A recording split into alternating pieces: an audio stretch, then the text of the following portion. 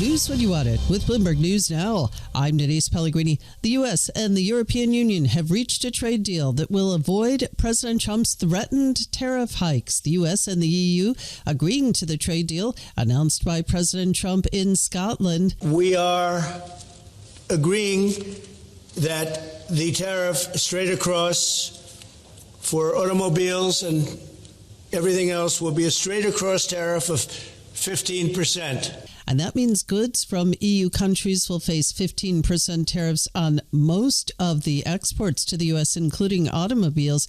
European Commission President Ursula von der Leyen, alongside Trump during that announcement, says the deal also includes pharmaceuticals. We have a trade deal between the two largest economies in the world. And it's a big deal. It's a huge deal. It will bring stability.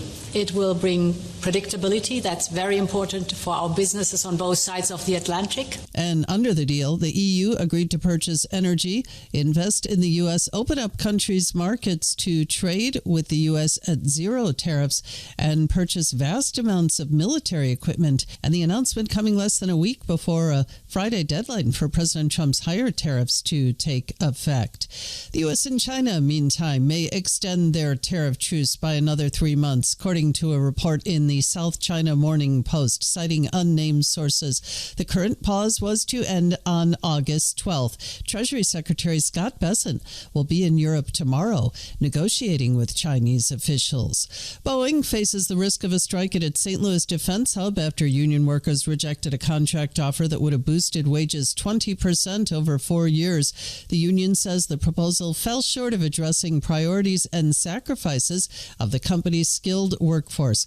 A strike would shut down assembly lines for Boeing's military aircraft, including the F-15 and other fighter jets, and would be costly for Boeing's defense division, which hasn't earned an annual profit in several years. Meantime, in the Middle East, residents of Gaza carrying pots and hoping to get food. After reports of multiple starvation deaths inside war-torn Gaza, Israel is now allowing desperately needed aid airdrops and pausing military operations for 10 hours a day in some places. American doctor Travis Maline. I'm seeing, food desperation. I'm seeing healthcare workers that are eating literally just a single small meal of rice per day. And meantime, the UN World Food Program is warning the entire population of more than 2 million people in Gaza faces crisis levels of acute food insecurity. Thailand and Cambodia are set to hold talks tomorrow to discuss an end to their deadly border clashes. That's after President Trump warned Washington wouldn't make a trade deal with either country while the deadly conflict continued. A scare for airline passengers. One person hospitalized with minor injuries after an American Airlines flight from Miami aborted takeoff in Denver this weekend. Mark Circus on that plane. Somebody said, smoke, fire. And then a lot of people, of course, started panicking. The airline is citing a tire maintenance issue the FAA is investigating. President Trump in Scotland talking to reporters about trade and the Middle East, and also encouraging people to think less about conspiracies and more about the progress he says he's making in the U.S. Political firestorm over the late convicted financier and convicted sex trafficker Jeffrey Epstein has some of Trump's supporters calling for the release of more files related to Epstein. One of them, GOP Congressman Tom Massey of Kentucky. It's emblematic of the promise that President Trump brought with him to the White House, how he energized so many people who had checked out of the political system.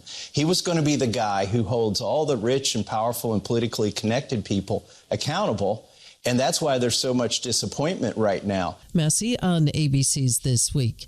He and Democratic Congressman Ro Khanna's joint legislation would force a House vote on the release of what some call the Epstein files. And that's News When You Want It with Bloomberg News Now. I'm Denise Pellegrini. This is Bloomberg.